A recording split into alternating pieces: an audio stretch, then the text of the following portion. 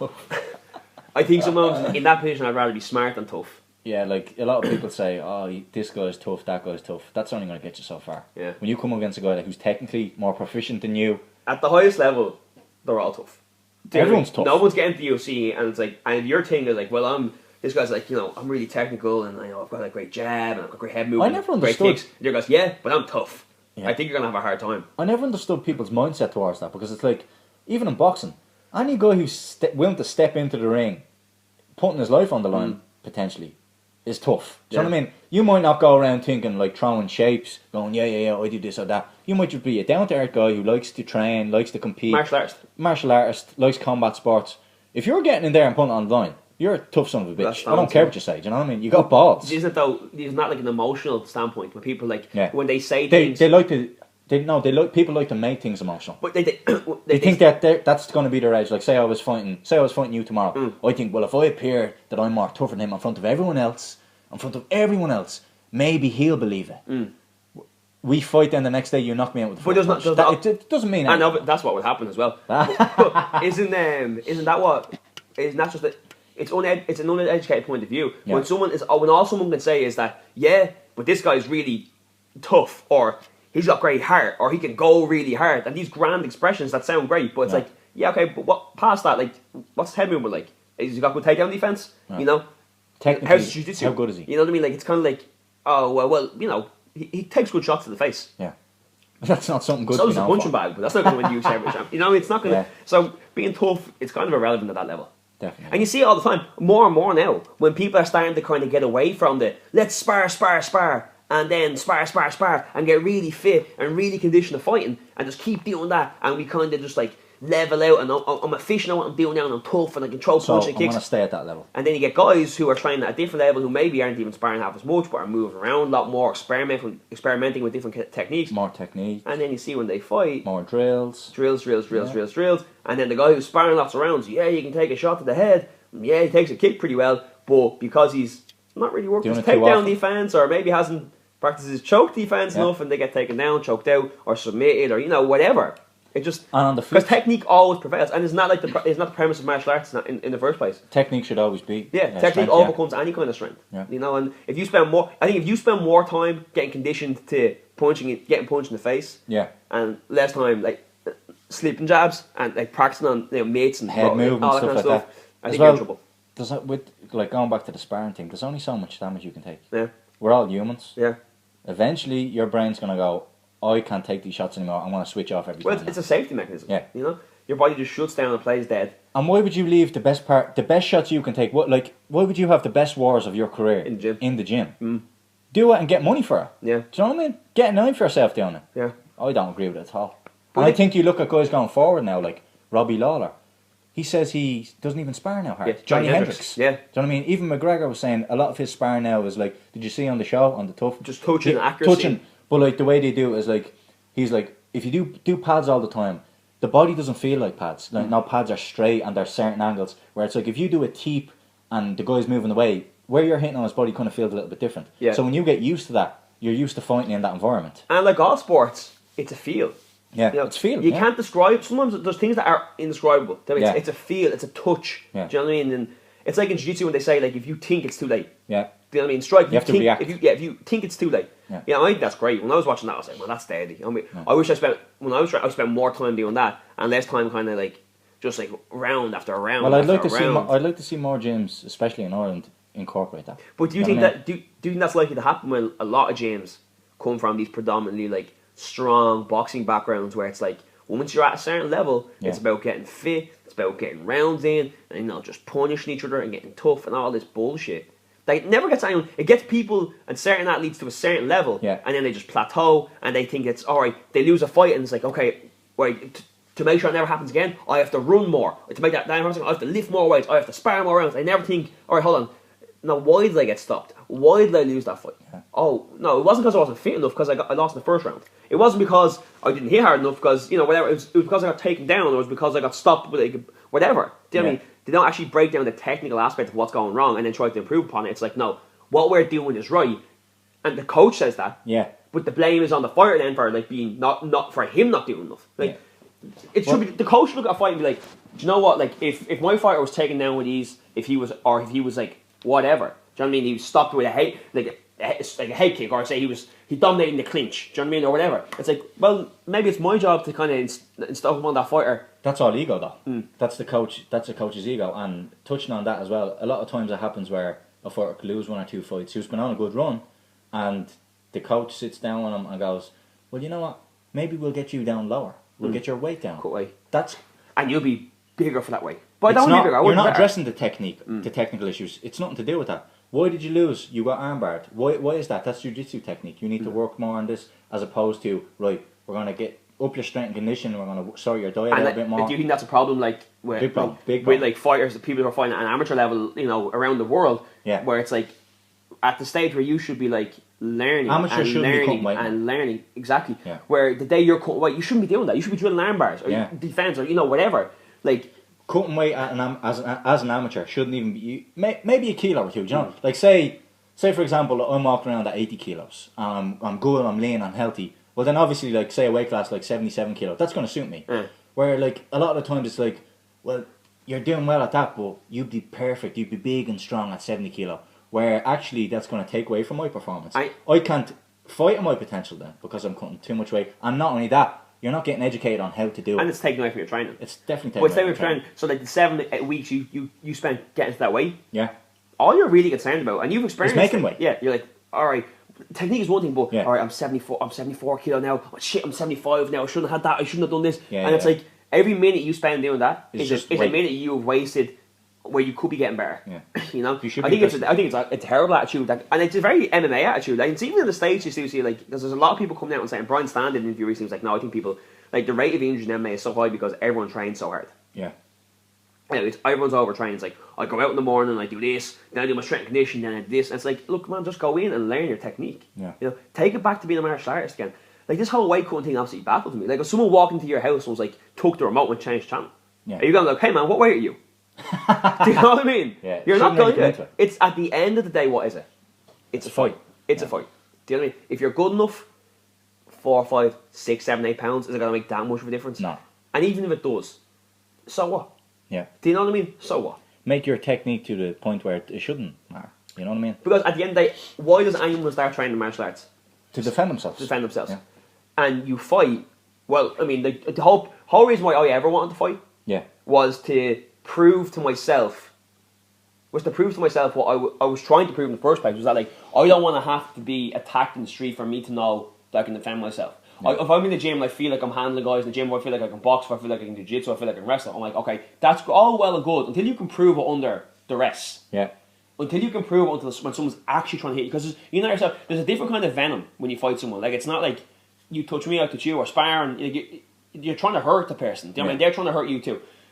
And that's what I want to do. And that is the premise of martial arts. Yeah. So I think it has to be taken back to the self-defense mindset. Yeah. You know, go in, fight, survive, move around, and then win. Do you know what I mean? Don't be kind of going, all right, 10 days to the fight, cut my carbs, water load, drain all the water out, sit in the sauna, drop 10 pounds, rehydrate, jump on the scale, you know, all this shit. It's kind of like, no, you're getting away from the beauty of it. It's fighting at the end of the day. It's martial arts. You're practicing something you're passionate about and you believe in. Yeah. Do you know what I mean? And that's what it should be about. You should get into the cage, shake hands with your opponent and be like, look, we're both going to express ourselves. I hope you're cool after. I hope I'm cool after. Let's kick the shit out of each other. Do you know what I mean? Put on a show for the fans. Afterwards, whatever, let's go have a beer together. I prove what you prove to myself. You know, that's what I should be about, I think. We need more BJ Penns back in the sport. That's what we need. Just fight. Just scrap. Just scrap, yeah. Do you know what I mean? Like, because when you go in the gym, if you're training with guys, like when you're sparring, it's not like, what weight are you, or are you? Now, we've obviously, like, if some guys are like 6'4" and 220 pounds, you're not going to be sparring with the, like, 5'7" guy. But really, if you're over 5'7", you're sparring with all sizes. Yeah. Do you know what I mean? So it's not like, and it's good. Yeah, you're moving around different bodies. You know what I mean? You know, and I don't know. I think it's good. I think you should mess around with all different styles. But then that goes back as well to, like, the hard sparring. I don't agree necessarily with smaller guys doing hard rounds with guys who are much bigger. Not definitely. Because, like, that's how injuries happen. Well, taking a jab off a 150-pound guy who can punch, and taking a jab off a 200-pound guy who can punch is a lot different. A lot different. Do you know what I mean? Yeah. And you shouldn't be forcing guys to do that. Like, say, for example, I had a fight coming up in 2 months. I shouldn't be thrown in with a guy who's a heavyweight throwing hard punches on my head. No. Why? I'm not going to be fighting a guy that size. He's going to move a lot slower. Yeah. His body frame is nothing that I need to get comfortable with. Not only is he going to move a lot slower, but he'll work you well. But you're going to move a lot slower. Yeah. Do you know what I mean? Because you're not being forced to move at your pace. No. Do you know what I mean? You're not forced to move, like, you're moving at heavyweight's pace, you're moving at light heavyweight's pace. You move at these big guys who might be a proficient puncher or striker, but he's doing it at a much slower, laborious pace. Then when you move around with a guy wrong way, you're like, Jesus Christ, where's this guy going? Yeah, it seems like he's quicker than he is, really, because you're not accustomed to it. Yeah. Do you think it works the opposite way for heavier guys? It does them well to move around with lighter guys? Because yeah, like on the flip side, I can see where a heavier guy would benefit from like a smaller guy, because it gets their speed up as well. But like, I don't think they should be doing hard sparring. I think the hard sparring has to be guys are on your own body type. Yeah. Same way. Where like, say, light technical how sparring, often would you hard spar then? maybe once. You could argue. If you ran your own gym, right? Yeah. And you were like, right, this is what we're gonna do. You've got a guy training for a fight, and you're planning his whole camp. Yeah. Okay, and you're putting on to him what you never got. Yeah. Okay, or you would what you would have liked to go, or been given rather. What would you do? Once a week. Once a week hard Coming sparring. up to a fight. Like you say an 8-week camp.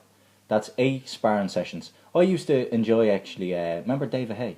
He would like do his training during the week and he'd only say spar hard once a week and he would gauge his progress from his drills, his technique, all the pad work he did, and every week they would film them and look back on the week before and goes, right, you've made this improvements, that improvements, and obviously kept changing the sparring patterns. They like count his punch output and everything like that, and how things many like that. thrown around. Like take a scientific approach to it because that's how you get proficient. Not going, right, hard rounds this day. And like, it was the same before, like you'd be training in a gym. I could be down in a gym, say Monday, right? Could be doing hard sparring on Monday. Then another, say, jiu-jitsu for an hour after that. Hard rolling rounds, right? If you have a fight coming up, you need the work, obviously. The next day, you're sparring again against other guys, good guys. They might not have been there on Monday. So they got a full rest day, you're a little bit down, you should maybe be taking a bit lighter that day. And then the coach is like, no, you go hard again, you go hard again. Okay, I turn up on Wednesday then again. Maybe it's different guys then that are then on Wednesday who weren't even there maybe on the 2 days prior. Fresh. And then you're doing the same thing and it's like before, you're burnt out on the Wednesday and that's only half the week done. You know what I mean? And then you have to take a day off because your body's so fucked.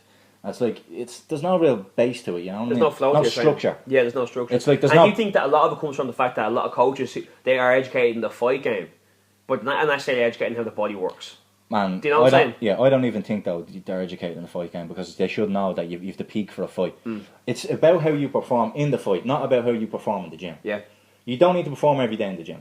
If anything, it's probably better to get your ass kicked for 10 weeks and then go out and give the performance of your life. Because that's what people want to see. Yeah. And that's how you will get the success. You could kick everyone's ass in the gym 6 days of the week and then not perform in fights. Yeah. No one gives a shit about you. Do you know what I mean? Oh, but he was good in the gym. No one gives a fuck about that guy. You know what I mean? So, no, it's a big problem with the minute, man. And I think though some gyms are starting to change the way they train. And I think it's going to prevail more. Like, even look at a guy like McGregor. He's the marquee guy in Ireland. He's starting to change it.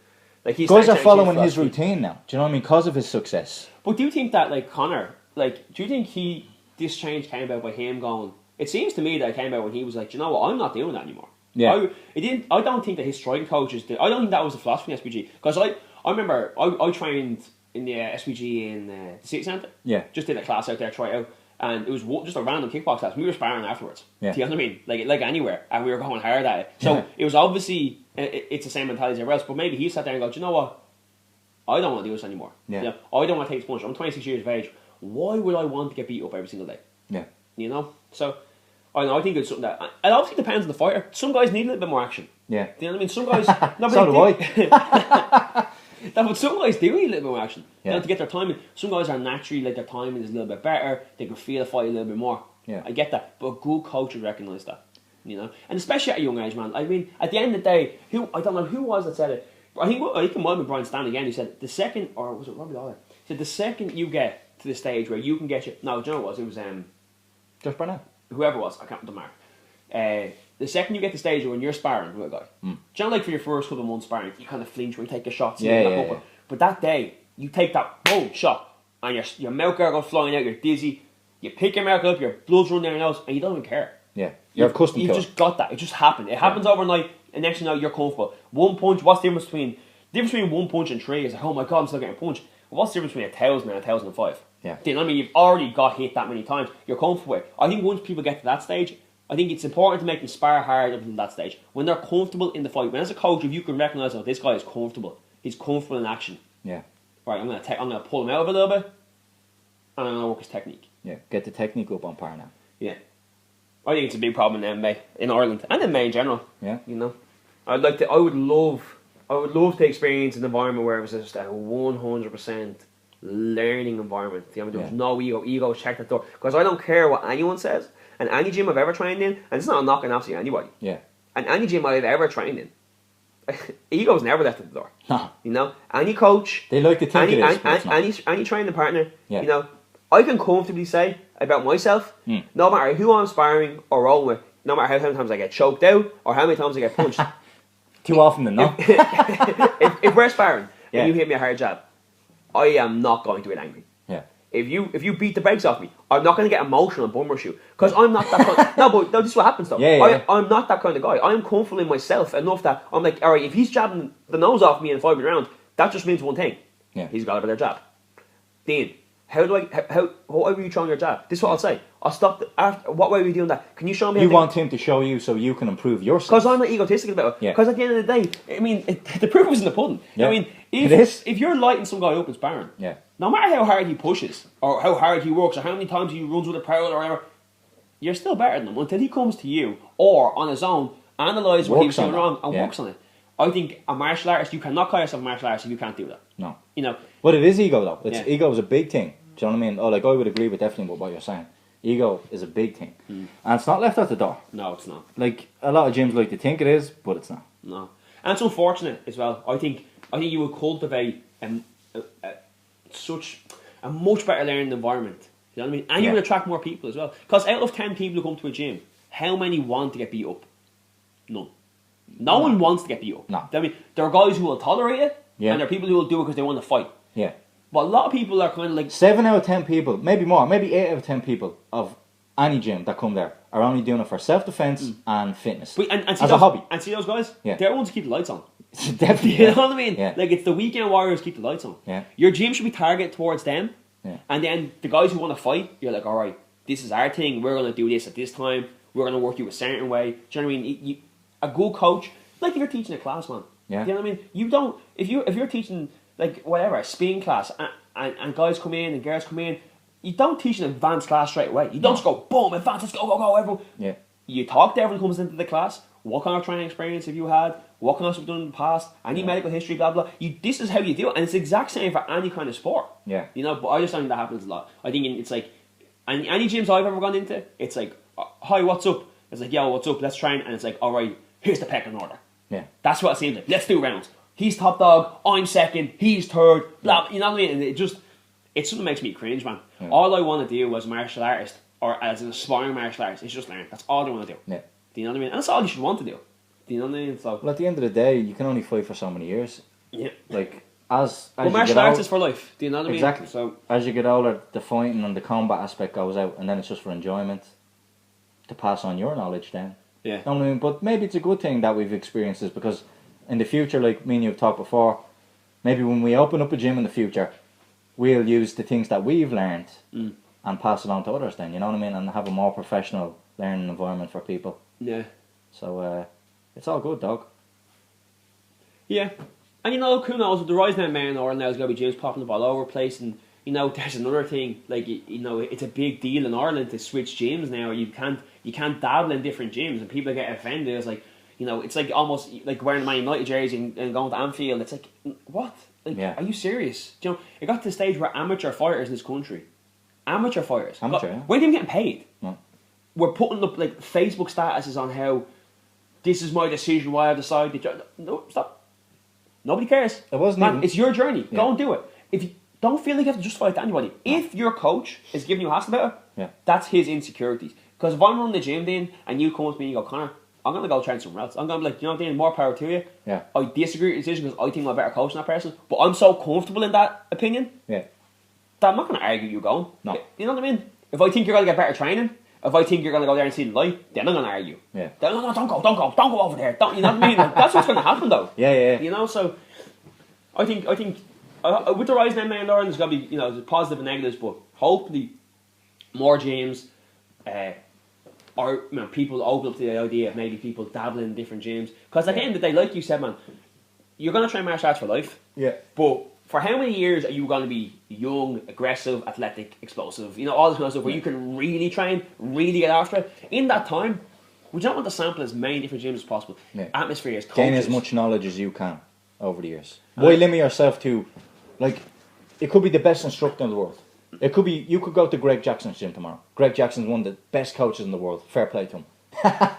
But, like, Greg as well is only limited in what he knows. He only has his view on things. You know what I mean? Like, obviously he's a good coach, so he's obviously open-minded.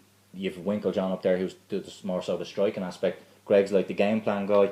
But, like, why would you only even say you were going there? If I was going there tomorrow, I trained there for a few years. Why would I only stop there? Why not go up to TriStar in Canada, train with Faraz Zahabi, get his insight? Do you know what I'm trying to say? Yeah, it's like get as much as you can in the time that you can. Yeah, pick everyone's brain out. And it's tough though, man, because like even from my own experience, I remember being like when I was like 20, like training, loving it. This is great. Probably 21, and I remember training in a particular gym I was training in, and then an opportunity arose to go and like say do a different aspect. So do jiu-jitsu. At the time, I was offered to do jiu-jitsu somewhere else. Yeah. In a pure jiu-jitsu gym, full of like beasts. Place top by a brown belt. Guy's absolute beast on the ground. So I went out there, a couple of friends, trained there a couple of months. The training was unbelievable. Yeah. And on certain nights when jiu-jitsu was on the club that I was training in, I chose to go over here because the training was better. Yeah. I was moving around with blue belts, brown belts, purple belts, as opposed to the gym at the time where I might move around with one or two guys who weren't really that good. So I was going there to get my ass kicked and learning. But then when I went back to the gym, not only was I exercised, I was made fun of. Yeah. I was actually made fun of. Called out. Yeah, it was like people, you know, remarks were made to me about like, oh, you're here. You're there. It's like, sorry, as a coach, if that was my student, I'd be like, great, like he hasn't left here. Here's a young man who I'm training, who is seeking to expand his knowledge of MMA, seeking to get better. Yeah. Why? How would that anger you? Why would? It's ego. It's ego. It is ego. So. That's sad. Hopefully it will change, you know. I don't know. There's a lot of stubborn mentalities in Ireland, and there's a lot of people who don't want change as well. A lot of people who are comfortable making livings here. A lot of gyms that are doing well, and you know, unless they kind of change with the times. Yeah, well, you need to. If you're a coach in any sport, even if you're a health and fitness, if you're a personal trainer, you need to be open to different methods of training, regardless of what you've done. Okay, say my background was in. Resistance training, bodybuilding or whatever. That's only a certain aspect of overall fitness. Yeah. You know what I mean? It's only one of your components as well. You have to be open to learning about like a lot of the trends now. You've TRX, you've spin is big now as well, kettlebells, things like that. They're different avenues. You can't put all your eggs in one basket. No, definitely not. And you have to be willing to take the. Oh right, look at that method of training. They're getting great results. Well, people enjoy it. I'm gonna learn that so I can teach my clients. Especially as a coach. Yeah. If you're gonna be a coach and you are the most jacked bodybuilder in the world, a fucking 250 kilo deadlift, 108 kilo squat, you're an absolute beast. Client comes up to you and goes, Dean, and you're like, yeah. You're like, she's like, I want to get more supple. Yeah. You're gonna be like, well, you know what I mean. So before you've even started, you're decreasing your potential income. Yeah. You know, so if you're not like versed. You have to be kind of like, as a coach, you should be like a decathlete. Yeah. Do you know what I mean? Like, you're not the fastest sprinter, but you're pretty fast. Yeah. You know what I mean? You haven't got the biggest long jump, but you're going to go pretty far. Yeah. Do you know what I mean? So, I think that's kind of the ultimate athlete right there. Yeah. I think if you can find that balance, like... In between them all. And just have, like, have a good 60%. Have a good grasp of all of them. And obviously there's something there's always going to be stuff you're naturally going to excel in, or what you naturally gravitate towards. But that goes back to doing what your own background is. Yeah. Like if your background is martial arts, if your background is like if it's bodybuilding, fair enough, you're going to always be a bit more gravitate towards that. But you should be open to, like, who's to say a bodybuilder can't do yoga? Yeah. So I mean, to improve his or her knowledge. More likely, I would say a bodybuilder should do yoga. Should do yoga, yeah. 100%. Yeah. And someone who does yoga should bodybuild. Yeah. Do you know what I mean? Like it goes both ways. Yeah. You know, and you're only making your body healthier, so I don't see why people wouldn't do it. But like to go back to our analogy of coaching, if your gym has a style, straight away you're losing. Yeah. If your gym style is okay, here we fucking do taekwondo and we wrestle. Yeah. Or we do boxing and we do jiu-jitsu. Do you know what I mean? Like if that is your thing, if you're a coach right now and you hear you need to stop and go, you're making a mistake. And I don't care what your results, what you've achieved through that. Yeah. You know, I don't care what records or titles you might talk about that you have, because you're just hiding behind your own security stem. Yeah. You know, or that's what you have from that. I would say, could you imagine what you would have if you let go of these insecurities, broadened your horizons, and gave your students a platform to maximise their potential by letting them experience every single avenue of training. Yeah. But It's like what Bruce Lee used to say, though. It's like... oh, fuck, I hurt my back doing deadlifts. well, good mornings, actually. Be like water, you know, be formless. Have no style. The best style is no style. Yeah. Because you can adapt to anyone then. What's the point in going... Say you were a good boxer and wrestler, but then you fight a good jiu-jitsu guy who actually has quite good striking as well. Yeah. Like, you have to be able to adapt and change. And that's only martial arts talking about. But like, even, like we're talking about with the personal training thing, be open to other methods of training. It's not all just about lifting weights, doing this, doing that, doing like the basics. It's always a matter of emptying your cup. Yeah. Do you know what I mean? Be like, okay, every time you come to the table, don't be always about how much, this is what I'm bringing to the table. Yeah. I mean, look what I have, look at my training history. Again, it's ego though, man. It's like, forget about what you've done. Because what you've done is in the past. And that in the past doesn't exist anymore. Yeah. You know what I mean? It's all about the moment and right now. And if you're not learning or trying to improve in that moment, when you can, then you're stagnating and you're only going backwards.